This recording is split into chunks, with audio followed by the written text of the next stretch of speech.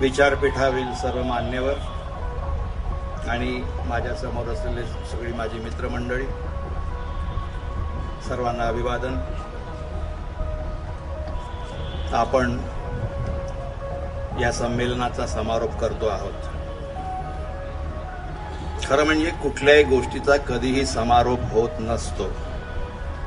त्याच्या पुढील पायऱ्या आपल्यासमोर दिसायला लागतात आणि 99व्या संमेलनानंतर 100वी पायरी आपल्यासमोर अशी उभी आहे आणि खुणावते आहे की माझं तुम्ही काय करणार आहात. 99वं संमेलन कार्यक्रम पाहिल्यानंतर आणि ज्या पद्धतीने आता अनेक मित्रांचा, रंगकर्मी मित्रांचा, कार्यकर्त्यांचा ज्या पद्धतीनं इथं सत्कार करण्यात आला आणि ते या सत्कारास निश्चितपणे पात्र आहेत, कारण त्यांनी हे श्रम केले नसते तर हे संमेलन इतक्या चांगल्या पद्धतीनं यशस्वी झालं नसतं. मला काही मित्रांचे आभार मानले पाहिजेत मुद्दाम. काही म्हणतील की हे आभार मानण्याची काही गरज आहे का. मी नागपूरच्या नाट्य संमेलनाचा अध्यक्ष व्हावा अशी इच्छा जेव्हा गिरीश गांधीजींनी फोनवरून केली आणि म्हणाले की आमची इच्छा आहे की आणि तुम्ही ती तयारी करा, आणि आश्चर्य असं गांधींच्या बरोबर प्रफुल्ल फरकसे, इथलेच नागपूरची आणखी एक दुसरी संस्था शाखा पूजा निंबाळकर, नलिनी बनसोड, नाशिकचे भगवान हिरे, मुकुंद कुलकर्णी, सोलापूरचे अजय दासरी, व्यंकटेश साधू, मुंबईच्या अंजली वणसंकर, अनिता मलुष्टे, आमचे मित्र जयवंत देसाई, राजीव वेंगुर्लेकर, सुनील देवडेकर, संतोष कानेकर, अशा वेगवेगळ्या शहरातल्या 7 दुने 14 लोकांनी प्रेमानंद गज्वी या संमेलनाचे अध्यक्ष असावेत ही इच्छा व्यक्त केली. आणि ही इच्छा प्रसाद कांबळी, त्यांची संपूर्ण कार्यकारिणी आणि नियामक मंडळाचे सर्व पदाधिकारी, या सर्वांचा मी अत्यंत ऋणी आहे. मी आजवर जे काही काम केलं रंगभूमीच्या संदर्भात त्याची त्यांनी पोचपावती दिली. विनम्रतेने हा सन्मान स्वीकारला आणि आज तुमच्या समोर इथे उभा आहे. वर्षभरात 2 संमेलन करणं अत्यंत जिकिरीचं काम. एक तर मुलुंडमध्ये झालं, अजून वर्ष पूर्ण व्हायचं आहे, आणि सूत्र हातात घेतल्यानंतर एक किमान काही परिषदेचा अध्यक्ष झाल्यानंतर काही गोष्टी अशा डोक्यामध्ये येत राहणं, खुणावत राहणं, आणि आपण काय बांधणी करावी. बरं, हे मच्छिंद कांबळीचे सुपुत्र मच्छिंद कांबळींच्याकडे मी माझं पांढरा बुधवार हे नाटक वाचलं होतं. ते दुसरे आमचे मित्र लीलाधर कांबळी यांच्या आग्रहावरून, आणि मी असं मच्छिंद कांबळ्याचं म्हणालो होतो की बाबूजी, काय आयुष्यभर तुम्ही नुसत्या विनोदी भूमिका करता, एखादी गंभीर भूमिका तरी करून बघा, म्हणजे मग नेत्याचा, म्हणजे अभिनेत्याचा एक वेगळ्या प्रकारचा कस लागू शकतो आणि अभिनेता हा विविधांगी आहे की नाही हे आपल्याला सिद्ध करता येतं. पण आपल्याकडे एकदा ती विनोदी भूमिका केली. अशोक सराफांनी आयुष्यभर जे काय केलं ना, आपण म्हणतो की त्यांनी आम्हाला हसवलं, आनंद दिला, पण कलावंत म्हणून विकास होण्यासाठीच्या काही गोष्टी असतात. त्या मी शफात खान सारखा माणूस असेल, वामन केंद्रे सारखा माणूस असेल, जयंत पवार सारखा माणूस असेल, किंवा प्रदीप मुळे सारखा माणूस असेल, असंख्य गंभीरपणे काहीतरी करू बघणारे. आणि आम्हा सगळ्या गंभीर विचारांच्या लोकांना असं वाटत राहतं की अरे यांनी कधीतरी प्रशांत दामलेने एखादं गंभीर नाटक करून बघायला काय हरकत आहे. पण आपल्याकडे एकदा त्याच्या कपाळावर एक टिकली लावली की टिकली आयुष्यभर मिरवत राहणं. माणसाने रोज बदललं पाहिजे, आणि तुम्ही जेव्हा बदलत नाही त्याचे दुष्परिणाम होतात. साचले पण येतं. गिरीश गांधींचा माझा स्वतःचा अनुभव फार वेगळा आहे. गांधी आंबेडकरचे प्रयोग नागपूरमध्ये होते आणि आम्ही सहज त्यांना भेटायला गेलो. भक्तिताई आम्ही सगळेजण कलावंत भेटायला गेलो आणि सगळ्यांचं भेटून झाल्यानंतर तेवढं जवळ आल्याने म्हणाले, प्रेमानं तुला गरज लागेल तेव्हा माझी आठवण काढ. आणि आश्चर्यच, बोधी नाट्य परिषदेचा संसार उभा करत असताना, आता बोधी नाट्य परिषद हे काही अखिल भारतीय मराठी नाट्य परिषदेला पर्याय नव्हे, त्याच एक पूरक काम, आणि या पूरक कार्याचाच हा एक भाग आहे. आणि बोधीचा जेव्हा दुसरं वर्ष होतं, गांधीजींना मी फक्त विनंती केली, आपण काही मदत करू शकाल का? इथे जाहीरपणे सांगायला हरकत नाही, त्यांनी 50,000ची देणगी बोधी नाट्य परिषदेला दिली. बोधी नाट्य परिषद गेली 15-16 वर्ष उभी आहे. आजवर 39 नाट्य लेखनाच्या कार्यशाळा आम्ही घेतल्या, त्या अशा औदार्यशील व्यक्तींच्या सहकार्यामुळे. आम्ही एक नाटकाचा पुरस्कार देतो, नाट्य लेखनाचा. आम्ही आपले 5,000 आमच्या खिशात आहेत तेवढे. वामन एक दिवस आला रे, तो प्रेमानंद 5,000 जरा कमी वाटतात रे. आणि वामननी स्वतःच्या खिशातले 6,000 रुपये टाकले आणि आम्हाला मदत केली. हे जे औदार्य आहे या सगळ्या मित्रांचं, या ऋणातून प्रेमानंद गजवी म्हणून आणि बोधी नाट्य परिषद म्हणून आम्ही कधीही मुक्त होऊ शकत नाही. तुमचं सगळ्यांचं प्रेम होतं म्हणून मी इथे आहे. खूप लोकांचं प्रेम आहे. आणि गेले 2 दिवस मला ही कल्पना नव्हती की मला एवढे चाहते आहेत. म्हणजे फोटो काढून काढून तर मी अक्षरशः दमलो, पायात मेटाकुटीस आहे. आणि काल संध्याकाळपर्यंत आमचे मित्र सहज असं म्हणाले, हो तुमच्या चेहऱ्यावर जरा थोडे वेगळे भाव दिसतात प्रफुल्ल कारेकर, तुम्ही जरा रूमवर जायलात तर बरं होईल. त्याने मला रूमवर पाठवलं, मला आंघोळ करा. अरे काय मित्र मिळतात, 3 दिवसामध्ये मैत्री व्हावी. हे महाराष्ट्रातल्या, नुसत्या विदर्भाच्या नव्हे, महाराष्ट्रातल्या प्रत्येक गावात हे सौंदर्य आहे. आणि त्याचा एक परिणाम म्हणून 99 संमेलनं होतात महाराष्ट्रभर, आणि पुढेही ती होत राहतील. जोपर्यंत मराठी संस्कृती आहे तोपर्यंत ही संस्कृती जिवंत ठेवण्याचं काम या पद्धतीनं होत राहील. काही मुद्दे म्हणजे मी सुरुवातीच्या पहिल्या मी असा एक विचार केला की आपल्या भाषणाचे 2 भाग करावेत की काय, एक पूर्वार्ध आणि उत्तरार्ध. पूर्वार्धामध्ये मला जे म्हणायचं होतं, मी जवळजवळ 1 महिना या भाषणाची तयारी करत होतो. काय लिहावं, अत्यंत साध्या पद्धतीने मला सांगता आलं असतं की माझा जन्म इथे झाला आणि आमची एवढी बैलांची शेती होती आणि शेतामध्ये बंधाऱ्यावरती काम केलं, धान काढला, दळून आणलं, आई वडिलांना मदत केली, जंगलामध्ये गेलो, तेंडूची पानं तोडली वगैरे वगैरे, हे असं सगळं सांगता आलं असतं मला. पण दुसरं मन म्हणालं, तू कधीतरी सत्य सांगशील की नाही लोकांना, तुझ्या आजूबाजूला जे काही घडतंय ते. आणि मग हे सत्य सांगणाऱ्या मनाला मी म्हणालो की हो, तू म्हणतोस ते खरं आहे, सत्य सांगितलं पाहिजे. मग सत्य किती प्रकारचं असतं? आम्ही सहज म्हणतो रुपयाला बाजू किती, आपण म्हणतो 2. तर मन म्हणाला, नाही रे, तू रुपया नीट बघितलास का? तर म्हटलं नाही. तर ते मन म्हणाला, जरा नीट बघ की. आणि मग माझ्या असं लक्षात आलं की रुपयाला बाजू आहेत 5, आणि आपलं सगळं जीवन केवळ दुहेरी नाही, तर विविध रंगांनी भरलेलं 5 किंवा त्यापेक्षाही अधिक.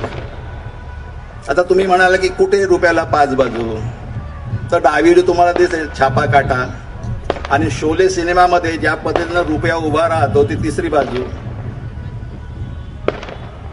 आणि 2 बाजू, चपट्या 2 बाजू, आणि जो वर्तुळ आहे ते, त्याला बारीक असे काट आहेत दोन्ही बाजूनी, अशा मिळून त्या 5 बाजू असतात. जे ठळकपणे दिसतं तेच आपण सत्य समजतो. सहिष्णुतेचंही असंच आहे. आपण म्हणतो आमच्या देशामध्ये सहिष्णुता आहे, पण थोडं बारीक असं बघितलं तर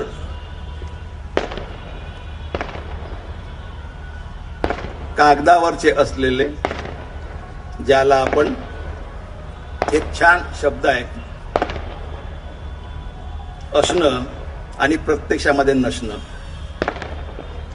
आता हे जे नसणं असतं, काल अतिशय छानपणे आमचे मित्र आणि राजकीय लोकांना मी माझा शत्रू कधीही मानत नाही, कारण राजकारणी लोक हे आमच्या समाजातले घटक आहेत. आम्हीच त्यांना निवडून दिलेलं असतं. त्यांचं आणि आमचं सगळ्यांचं नातं एक आहे, माणुसकीचं. तुम्ही कुठेही राहा, काहीही करा, राजकारण करा, समाजकारण करा, सांस्कृतिकरण करा, पण माणुसकी तुमच्यामध्ये असेल तर तुम्ही तुमचे कितीही विरोधक असले तरी माणुसकीच्या नातानं तुम्हाला ते यश मिळत राहतं. आणि मी अशी अपेक्षा करतो की ज्या पद्धतीने काल मला सांगितलं की माझा मुद्दा बारीकसा होता, अत्यंत छोटा असा होता की शहरी नक्षलवादाबद्दलचा, तर तुम्ही म्हणाल की सगळं आता हे तर संपलेलं आहे. हो, संपलेलं आहे, माझ्या दृष्टीने संपलेलं आहे. ज्या पद्धतीने मुख्यमंत्र्यांनी आम्हाला सांगितलं त्या अर्थाने ते संपलेलं आहे. पण या देशामध्ये सहिष्णुता नावाची जी गोष्ट आहे ती व्यवहारामध्ये अधिक उतरली तर मला असं वाटतं की हे खूप चांगलं होईल, तुमच्या दीर्घायुष्यासाठी उपयुक्त होईल. कारण विचारांनी माणूस थोडासा मानसिकदृष्ट्या जे खचण्याचं जे प्रकरण असतं किंवा जो त्रास होतो, तर आपण एकमेकांना मिळून, तुम्ही राज्यकर्त्यात, आम्ही तुमची प्रजा आहोत आणि प्रजेला सुखी ठेवणं हे आपलं कर्तव्य आहे. आपण ते उत्तम प्रकारे पार पाडत आलात, पुढे पार पाडत राहाल अशी इच्छा व्यक्त करतो. एक दोन गोष्टींचा उल्लेख करतो. मी झाडीपट्टी रंगभूमी किंवा इथले खडी गंमत, दंडार किंवा हौशी प्रायोगिक रंगभूमी, दशावतार याच्याबद्दल फारसं बोललो नाही. खरं म्हणजे हे सगळे प्रसाद कांबळी आणि त्यांचे सगळे सहकारी यांच्या सहकार्याने करण्याच्या काही गोष्टी आहेत. त्याचा सगळा तपशील काय मी करू इच्छितो पुढील वर्षभरामध्ये ते मी त्यांना लिखित स्वरूपामध्ये देईन.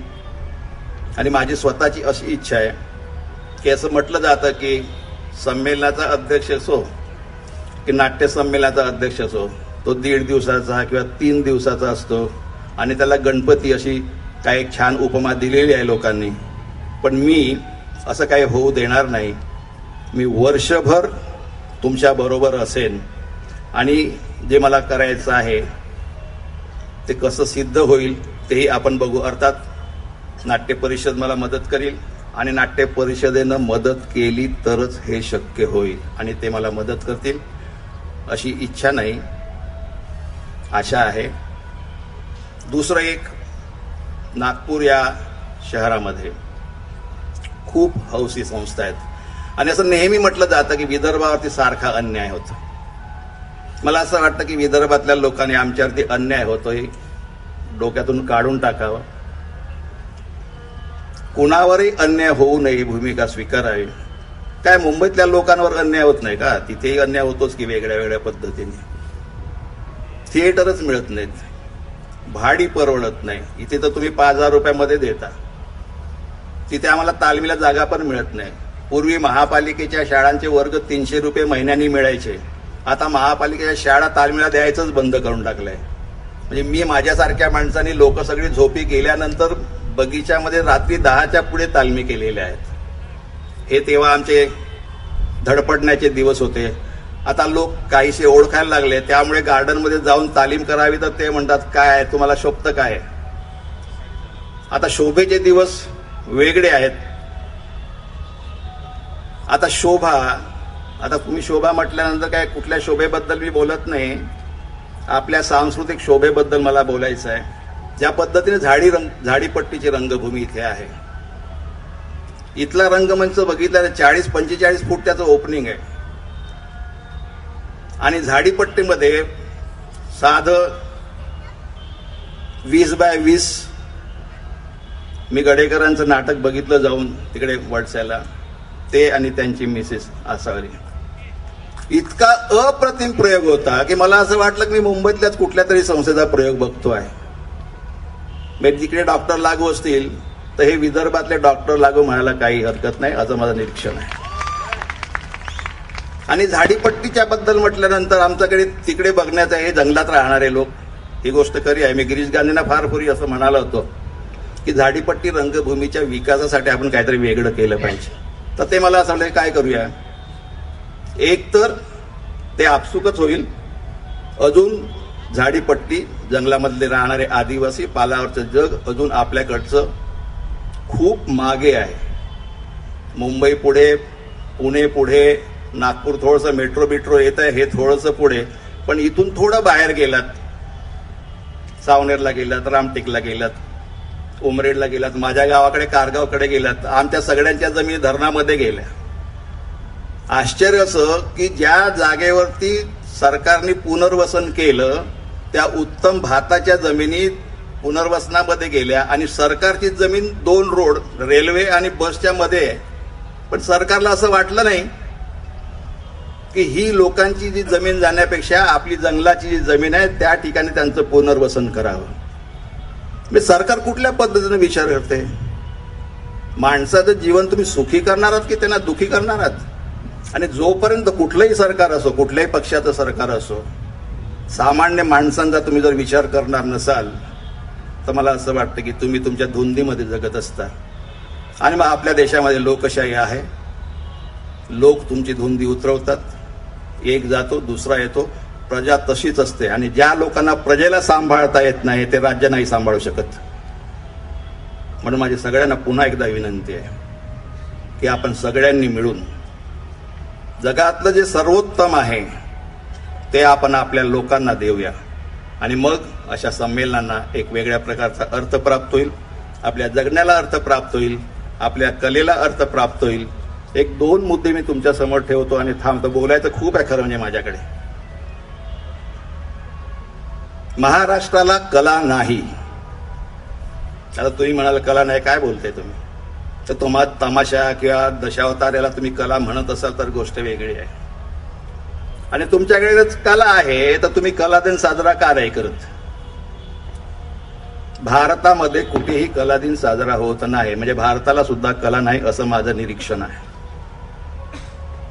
तो कला दिन भारतामध्ये सुरू व्हायला हवा. आज या ठिकाणी जर विनोद तावडे जी असते तर मी त्यांना विनंती करू शकलो असतो. खरं म्हणजे मंगेशला मी असं म्हणालो की आपण इथे ठराव असा पास करू शकतो का, तर म्हणाले बघ बाबा तुला काय करायचंय ते बघ, मला नाही काही करायचं, आपल्याला मिळून करायचंय. आम्ही बोधिनाट्य परिषदेतर्फे 1 जानेवारीला भारतीय कला दिन साजरा करतो गेली 8 वर्ष. आणि हा कला दिन भारताचा पहिला नाटककार अश्वघोष, जो अत्यंत संस्कृत पंडित होता, जन्मानं ब्राह्मण होता, तो पुढे बौद्ध भिक्खू झाला, त्यांनी नाटकं लिहिली आणि एका नाटककाराच्या सन्मानार्थ. दुसरा माझा मुद्दा छोटासाच आहे. पठारे यांच्या समितीतर्फे मराठी भाषेला अभिजात भाषेचा दर्जा द्यावा. आता तुम्ही असं म्हणू नका की हे तर तिकडे साहित्यिकांचं काम आहे. नाटक हे पहिल्यांदा साहित्य आहे, मी माझ्या आधीच्या भाषणामध्ये व्यक्त केलेलं आहे.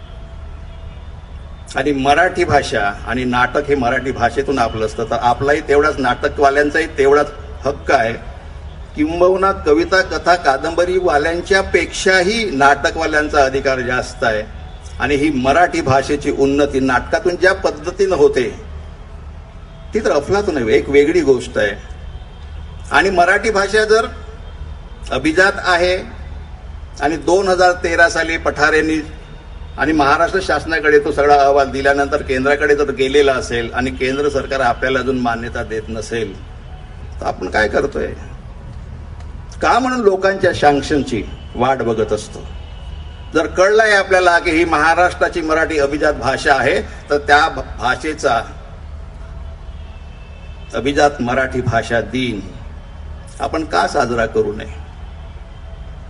मी गिरीश गांधीजी आमचे मित्र प्रसाद गडेकर फरकसे आणि सगळे आपण सगळे मिळून मी माझी ही वेगळ्या अर्थाने मी वेदना असं म्हणेन मराठी भाषेच्या संदर्भातली मी विनोदजी तावडेंना लेखी पत्रातून पाठवीनच, पण त्यासाठी आपलं पाठबळ माझ्या म्हणजेच पर्यायाने नाट्य परिषदेच्या पाठीशी भक्कमपणे उभं राहावं आणि पुढच्या 100 संमेलन त्याच्याबद्दल बारीक एक बोलतो, एक वाक्याने थांबतो. 100 संमेलन असेल तर मला स्वतःला असं बारीकसं वाटतंय. 100 ठिकाणी महाराष्ट्रातल्या विविध गावात जिथे रंगभूमी आहे 100 प्रयोग व्हावेत 100 संमेलन म्हणून. भले मग तुम्ही 1 दिवसाचं संमेलन घ्या, पण असं केलात तर मला अधिक आनंद होईल. धन्यवाद.